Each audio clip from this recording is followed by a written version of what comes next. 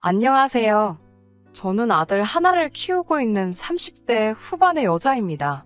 시댁 식구들의 도가 지나친 간섭과 가스라이팅에 2년의 결혼 생활 끝내 견디다 못해 종지부를 찍고 친정으로 돌아왔습니다. 저와 남편은 먼 친척의 주선으로 만나게 되었습니다. 저는 당시 대학을 갓 졸업해 중소기업에서 일을 다니고 있었고, 남편은 시어머니와 함께 떡집을 운영하고 있었습니다. 저보다 9살 많은 남편은 외모도 준수하고 성격도 서글서글해서 저로서는 왜 아직까지 혼자인지 이해가 안 될 정도였습니다. 저희 친정부모님은 아직 어린 제가 나이 차이 많이 나는 남편한테 시집가는 걸 못마땅해 하셨지만, 사실 당시에 저희 집이 경제적으로 많이 힘들었던 시기였어요. 아버지가 친한 친구분에게 큰돈을 빌려주었는데 그 친구가 연락이 끊어지면서 그 책임을 오롯이 아버지가 지게 되셨거든요. 그래서 솔직히 저는 저라도 빨리 독립을 하는 게 조금이라도 도움이 되지 않을까 생각했어요. 하지만 아시다시피 중소기업 다니는 여자가 벌 수 있는 돈은 한계가 있어서 독립은 꿈도 꿀 수 없었습니다. 그러다 지금의 남편을 만났고 저에게 자기 재산을 이야기하며 계속 저에게 관심을 표했기에 적어도 좋은 남편이 돼주지 않을까 생각했던 것도 사실입니다. 그런 선택으로 제가 이렇게 오랫동안 마음고생을 할 줄은 그땐 정말 상상도 못했어요. 연애할 때는 그래도 저에게 순애보 같은 사랑을 보여주던 사람이었습니다. 저를 보기 위해 새벽부터 저녁까지 일하고도 피곤한 기색 없이 회사 앞으로 찾아오기도 했고, 늘 저에게 결혼하면 최선을 다해서 행복하게 해주겠다고 약속하던 사람이었기에 저도 결국엔 마음을 열게 되었습니다. 하지만 결혼식을 올리기가 무섭게 상황이 달라졌습니다. 당시 시아버지는 이미 오래전에 돌아가셨고 시어머니와 신우가 같이 떡집을 운영하고 있었거든요.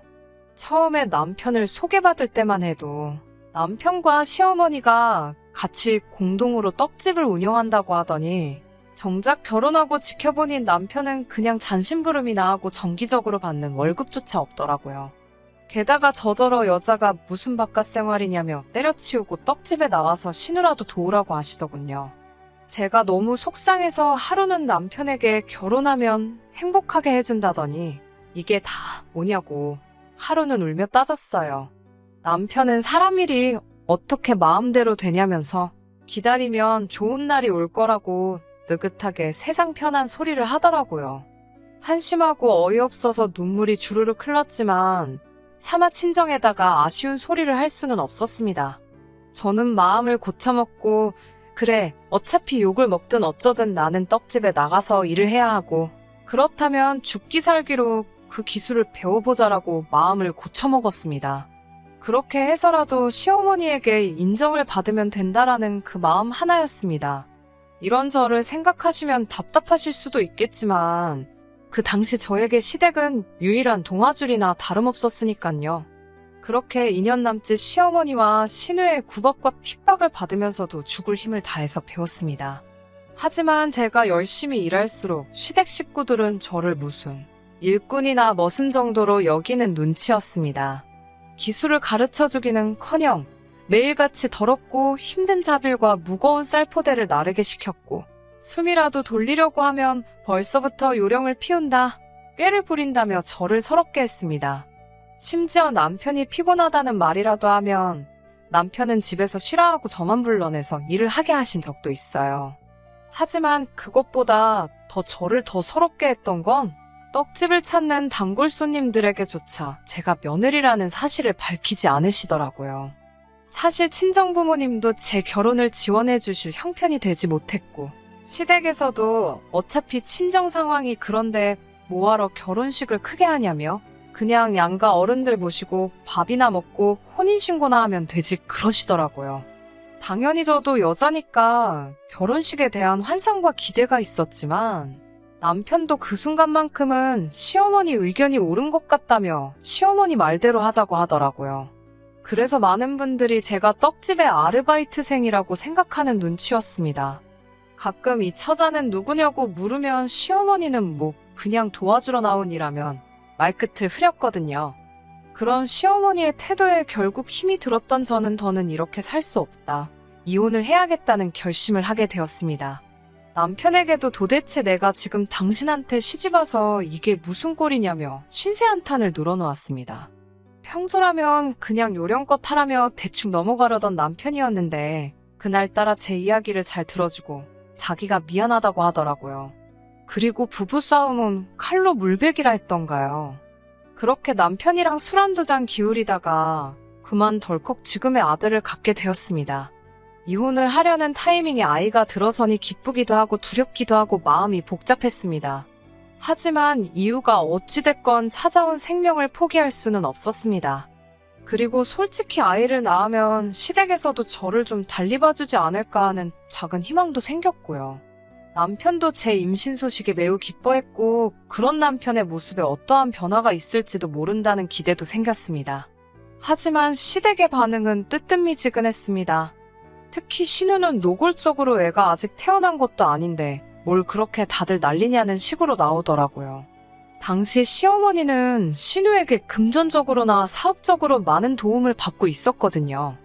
그래서 신우가 저에게 적대적으로 행동할수록 시어머니도 한술 더 떠서 저를 미워하시는 게 느껴졌어요.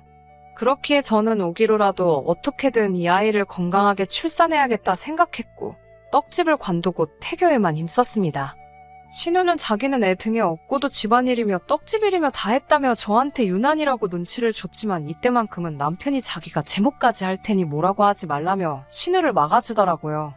그렇게 저는 건강한 아들을 출산할 수 있었습니다. 시어머니는 손자라면서 저에게 처음으로 장하다 고생했다 말씀해 주셨습니다. 그동안의 서름을 비롯한 여러 감정이 뒤섞여져 눈물 콧물로 흘러내렸어요. 하지만 신우는 여전히 뭐가 못마땅한지 축하한다는 소리도 안 하더라고요. 그리고 얼마 뒤 저는 남편에게 이제 애도 생겼으니까 시어머니한테 자기랑 나 일한 거는 정확히 계산해서 월급으로 달라고 하면 안 되냐고 물어봤습니다. 그 전에는 저희가 돈이 필요하면 얼마가 필요하다 하고 시어머니한테 타쓰는 식이었거든요. 하지만 이제 아기도 생겼으니 제대로 독립을 해야 하지 않겠냐는 거였어요. 남편도 제 말이 맞다면서 시어머니한테 그렇게 물어봤고 시어머니도 그렇게 해주시겠다 하셨습니다. 결혼 생활 2년 만에 모든 것이 제자리를 찾아가고 있다고 생각했고 다행이다 싶었습니다. 그렇게 시어머니에게 둘이 합쳐 500만 원씩 3개월 간월급을 받았을 무렵이었습니다. 하루는 신우가 아침부터 전화를 해서 당장 떡집으로 나오라고 하더라고요. 그날은 제가 쉬는 날이었거든요. 그래서 제가 무슨 일이냐 하니까 따지지 말고 당장 나오래요.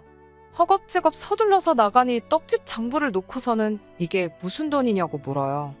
보니까 시어머니가 저희 월급 주신 걸 월급이라고 적어놓지 않으시고 그냥 아들 며느리 생활비라고 적어두신 거예요. 신우 입장에서는 저희가 3개월 동안 1,500만 원이라는 생활비를 타간 거에 대해서 화가 났었나 봅니다. 그래서 저도 어머님이 왜 생활비라고 적어두신 건지는 모르겠지만 이건 저희 월급 주신 거라고 말했습니다. 그러자 신우는 월급? 아니 무슨 월급? 가족끼리 월급을 왜 받아? 서로 돕고 살자고 이렇게 하는 건데 그렇게 계산적으로 한다고? 라며 저를 도끼 눈을 뜨고 노려보더라고요. 그러더니 저한테 너 솔직히 말해봐.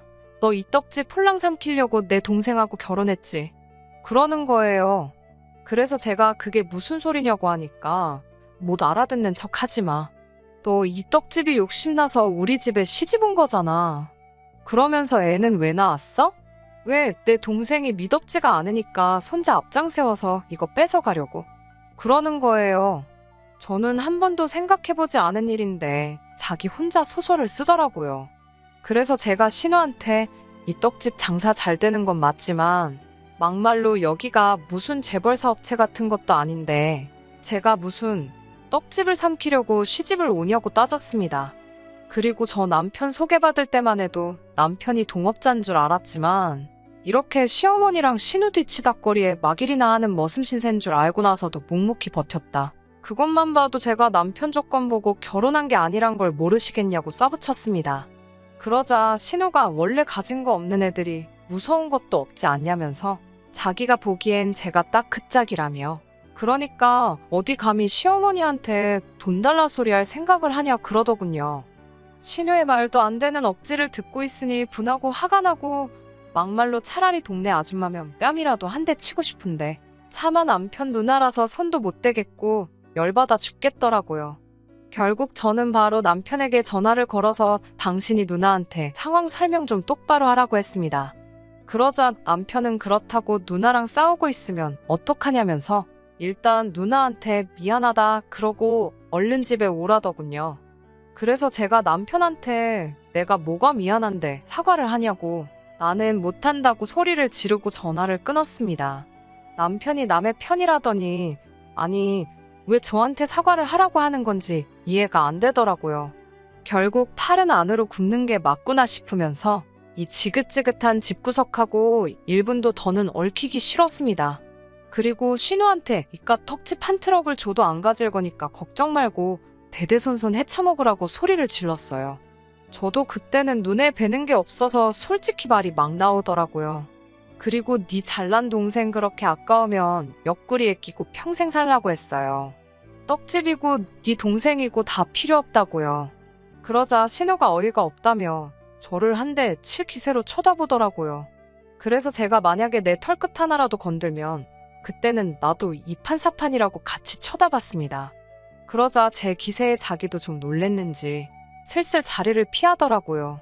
저는 그 길로 집에 와서 짐을 싸기 시작했습니다. 저도 결혼할 때 친정이 어려워서 많이 못 해온 건 사실이고 남편 덕을 보고 싶었던 마음이 아예 없었던 것도 아닙니다.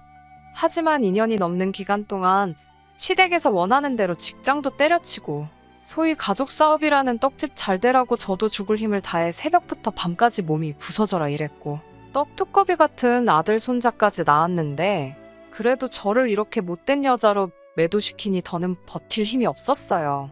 집에 돌아온 남편이 현관 앞채 짐을 보더니 이게 다 뭐냐고 묻더라고요. 다 필요 없고 나는 친정으로 갈 것이다 말하니 지금 뭐 하자는 건데? 라며 제 앞을 가로막더라고요.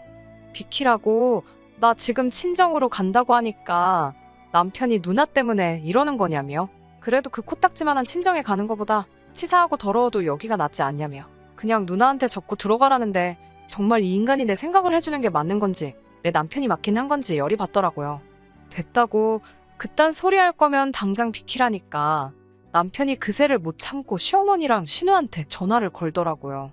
그래 어디 한번 다 와보라고 한판 붙어보잔 심정으로 있으니 얼마 지나지 않아서 신우랑 시어머니가 집으로 왔습니다. 신우는 문 앞에 제 짐들을 보더니 아주 가지가지한다며 빈정거리더군요. 시어머니는 네가 뭐 나가겠다는데 우리가 뭔 수로 너를 잡냐며 갈 땐 가더라도 손자는 두고 가라 하더군요. 그러자 신우가 손자를 뭐하러 놓고 가라 그러냐며 엄마더러 키우라 그러라고 저더러 데려가라고 했습니다. 전 사실 아들 뺏길까봐 너무 걱정했는데 신우가 그렇게 도와줄 거라곤 상상도 못했네요.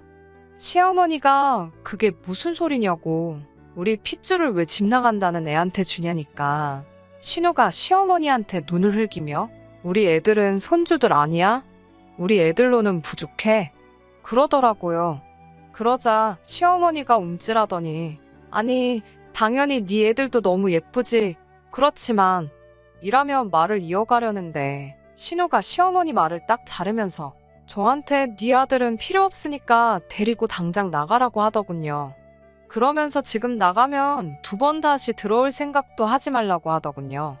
그리고 남편이란 작자는 신우 뒤에 서서는 저한테 입모양으로 빨리 잘못했다 그러라며 비는 신용을 하는데 제가 미쳤나요? 곱게 내보내주셔서 감사합니다 하고 얼른 나왔습니다. 짐 들고 애 품에 안고 거리로 나오니 갑갑하더라고요. 그래도 일단은 친정으로 향했습니다. 그동안 친정 부모님이 걱정하실까봐 늘 잘 산다, 다들 잘해주신다 하던 딸이 갑자기 손자까지 데리고 친정에 왔으니 친정 부모님이 얼마나 놀라시던지요. 저는 그간 제가 겪었던 서름을 결국 2분께 털어놓았고 친정아버지는 못난 아비 때문에 고생했다며 연신 미안하단 말만 하셨습니다. 친정어머니도 바보같이 왜 그렇게 당하고 살았냐며 잘 왔다 하시더군요. 그러면서 이제라도 우리 넷이서 열심히 살아보자. 그럼 또 좋은 날이 오지 않겠냐고 힘내자 하셨습니다. 친정에 돌아와서 아들을 친정어머니께 맡겨놓고 당장 밥벌이 할 만한 직장을 알아봤지만 마땅치가 않았습니다. 그러는 와중에 저희 집에 생각지도 못한 소식이 들려왔습니다. 아버지의 돈을 빌려갔던 친구분이 연락도 없이 저희 집에 찾아오신 거예요. 친정아버지는 친구분을 뵙고는 한동안 말을 잇지 못하셨습니다. 친정어머니는 그 친구분을 보고 원망을 쏟아내셨고요. 도대체 우리한테 왜 그랬냐고 하자 미안하다며 말 못할 사정이 있었다고 용서해달라며 빌더라고요. 그러면서 이자까지 해서 챙겨 넣었다며 원금의 2배에 가까운 금액을 돌려주셨습니다. 친정아버지는 이럴 필요 없다고, 이자 같은 거 생각하고 빌려준 것도 아니고 잃어버린 친구를 되찾은 것만으로도 나는 행복하다며 말씀하셨지만 친구분은 아니라고, 그동안 너무 미안했고 고마웠다고, 그때 너 아니었으면 난 지금 이 자리에 있지 못했을 거라며 그 돈을 꼭 받아달라 하셨습니다. 그런 일이 있고 며칠 뒤 친정 부모님이 저에게 그 돈을 어떻게 하면 좋겠냐고 물어보셨습니다. 처음에는 당장 우리 가족이 사는 환경이 좋지 못하니 이사를 하는 게 어떨까 생각했지만 그래도 어깨너머라도 배워온 게 그거라고 순간 내가 떡집을 차려보면 어떨까? 라는 생각이 들더라고요. 그동안은 그럴 만한 목돈 자체가 없었으니까 아예 생각도 못했던 일이지만 지금 이 돈이라면 충분히 해볼 만하다는 생각이 들었거든요. 제가 떡집을 차리고 싶다 하니까 친정 부모님은 그 꼴을 당하고도 떡집이 생각이 나냐면서 징글징글하지도 않냐 물으셨어요. 그래서 제가 그래도 배운 기술이 그거 하나고 언제까지 이렇게 살 수는 없으니까 한번 도전해 보고 싶다고 했습니다. 그러자 친정아버지는 그래, 도전도 젊었을 때 해보는 거 아니겠냐며 어차피 다시 돌아올 돈이라고 생각해 본 적 없다고 어디 한번 잘해보라고 흔쾌히 그 돈을 저에게 내어주시며 저를 응원해 주셨어요. 그렇게 저는 대학가 근처에 작은 떡집을 하나 냈습니다. 학생들이 간편하게 먹을 수 있으면서 커피하고도 잘 어울리는 디저트로 만들었는데 제가 예상했던 것보다 훨씬 좋은 수익을 내더라고요. 학생들 사이에서 입소문이 나니까 금방 인터넷에서도 유명세를 타기 시작해서 혼자서는 감당이 안 되더라고요. 결국 식당에서 설거지하시던 친정어머니와 건물 관리인으로 일하시던 친정아버지까지 모두 같이 하게 되었습니다. 예전 시댁에서 가족 간 금전관계는 확실히 하는 게 좋다는 걸 뼈저리게 배웠기에 부모님께도 전에 버시던 것보다 훨씬 넉넉하게 급여를 챙겨드렸어요. 부모님은 자식한테 월급을 다 받아본다며 즐거워하셨고 전에 없이 저희 가족은 행복하게 지내게 되었습니다. 그리고 저희 떡집이 인기가 많아지면서 전 남편과 시어머니 귀에도 들어갔는지 제가 자기네 기술을 훔쳤다며 난리가 났더라고요. 기술에 대한 사용료를 내라던가? 비록 떡 만드는 기술은 배웠을지언정 제가 그 집 떡을 그대로 가져다 판 것도 아니고 정말 온몸을 갈아 넣어서 배운 기술인데 웃기더라고요. 전 남편은 이혼 서류 잉크도 다 말라버린 이제서야 왕처럼 받들어 모시던 신우며 시모 다 포기하고 저에게 올 테니 자기만이라도 다시 받아달라며 우리 아들도 보고 싶고 어쩌고 하는데 제가 됐다고 했습니다. 나중에 아들이 커서 자기 친아빠가 누구냐 보고 싶다 하면 그때 생각해보자고 했습니다. 시모와 신우 등살에 달달 볶이며 월급도 없이 머슴 생활 하는 게 저한테는 썩 좋은 생활이지 않냐 노래를 부르던 이 사람도 제가 제 스스로의 힘으로 돈을 이렇게나 잘 벌고 있으니 애 아빠라는 이유 하나만으로 이제 시댁 등지고 다시 제게 빈대 붙으려는 신부 아닌가요? 정말이지 뼛속까지 이렇게 노예근성이 있는 사람이라고는 생각도 못했습니다. 이제 저희 집에도 꽃길만 있을 것 같아요. 정말이지 고생 끝에 낙이 온다더니 행복합니다. 끝까지 들어주셔서 감사합니다. 오늘의 사연은 여기까지입니다. 구독과 좋아요, 알람 설정 부탁드리고 더 좋은 사연으로 다시 찾아뵙겠습니다. 감사합니다.